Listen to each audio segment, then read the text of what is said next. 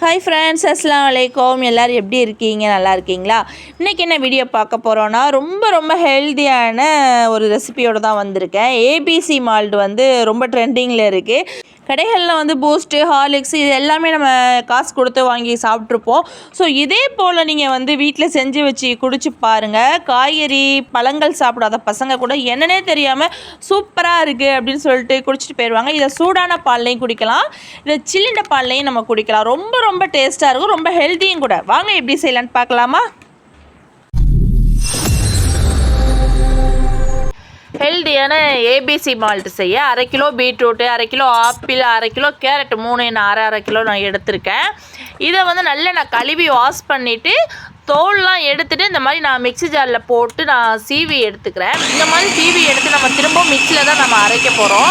இதே போல் நீங்கள் அரைச்சிங்கன்னா வந்து மிக்சியில் வந்து நமக்கு நைஸாக பேஸ்ட்டாக அரைஞ்சிரும். அதுக்காக தான் கொஞ்சம் கொரகொரப்பாக அரைஞ்சிச்சின்னா நமக்கு வந்து அந்த பவுட்ரு வராது, ரொம்ப காய வைக்கணும். அதுக்காக தான் இந்த மாதிரி நீங்கள் சீவி நீங்கள் எடுத்துக்கோங்க. இப்போ நான் 1/2 கிலோ ஆப்பிள் எடுத்து இந்த மாதிரி நான் சீவி எடுத்துக்கிட்டேன். இதுக்கப்புறம் நம்ம கேரட்டு பீட்ரூட்டையும் இதே போலவே நம்ம சீவி எடுத்துக்கலாம். இது உடம்புக்கு வந்து ரொம்ப ஹெல்தி. இது வந்து 1 வயசு பிள்ளைங்கள்லேருந்து வயசானவங்க வரைக்குமே இதை வந்து நீங்கள் பாலில் கலந்து கொடுக்கலாம்.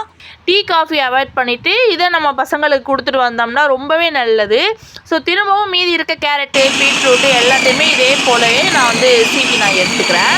எடுத்துகிட்டு திரும்பவும் நம்ம மிக்ஸி ஜாரில் மாற்றி இதை வந்து நைஸாக அரைச்சிக்கோங்க. கொஞ்சம் கொரகொரப்பாக இருந்துச்சுன்னா உங்களுக்கு வந்து ஆறுனதுக்கப்புறம் பவுட்ரு வராது. அதுக்காக தான் நான் சொல்கிறேன். இந்த மாதிரி லைட்டாக தண்ணி விட்டு தான் நீங்கள் அரைக்கணும். சும்மா நமக்கு அரையாது மிக்சியில். இந்த மாதிரி லைட்டாக தண்ணி விட்டு நைஸாக அரைச்சிக்கோங்க. எல்லாத்தையும் அரைச்சிட்டு நம்ம ஸ்டவ் ஆன் பண்ணி கடாயில் வச்சுக்கோங்க. நான் இரும்பு கடாய் தான் எடுத்திருக்கேன். மேக்ஸிமம் வந்து இரும்பு கடாயில் வந்து எடுத்துக்கிட்டிங்கன்னா ரொம்பவே நல்லது. மிக்ஸ் பண்ண வந்து நம்ம மேலேயே வந்து தெறிக்க ஆரம்பிக்கும். இடையில வந்து மூடியை ஓப்பன் பண்ணி இந்த மாதிரி கிளறி விட்டுக்கோங்க.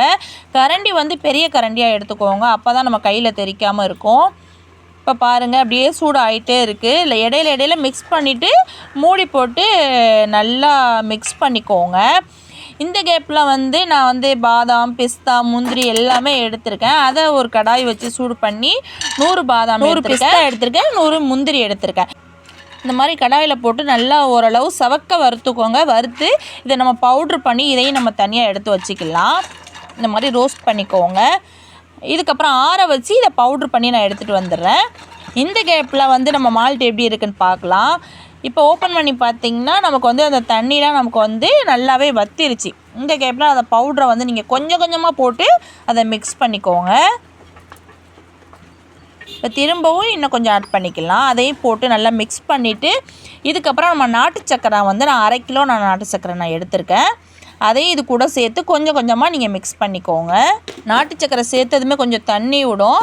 நல்லா மிக்ஸ் பண்ணிவிட்டு 1 ஸ்பூன் ஏலக்காய் தூள் ஆட் பண்ணிக்கிட்டேன். அதையும் சேர்த்து நல்லா மிக்ஸ் பண்ணிட்டு பாருங்கள், நல்ல தண்ணி வந்து நல்லாவே வத்திருச்சு. இந்த கேப்பில் நம்ம அடுப்பை ஆஃப் பண்ணிவிட்டு இந்த மாதிரி ஃபேனில் வச்சு இந்த மாதிரி மிக்ஸ் பண்ணிகிட்டே இருந்திங்கன்னா ஆறுனதுக்கப்புறம் நமக்கு வந்து ஒரு பவுட்ரு கிடைக்கும். இந்த மாதிரி தான் நம்ம நல்லா ஆறிடுச்சு பாருங்கள். நான் ஃபேன் காற்றுலேயே நல்லா ஆற வச்சுட்டேன். நல்லா பவுட்ரு கிடச்சிருச்சு. நம்ம நல்லாவே வந்து பேஸ்ட்டாக அரைச்சதுனால தான் நமக்கு இந்தளவுக்கு பவுட்ரு கிடச்சிருக்கு.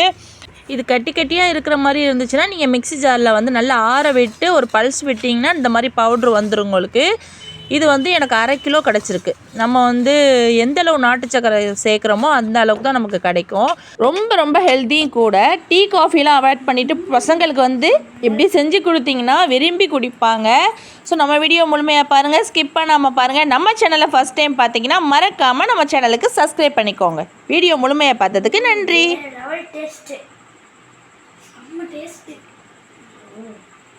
டேஸ்ட் எவனையுமே குடிச்சிக்க மாட்டாங்க.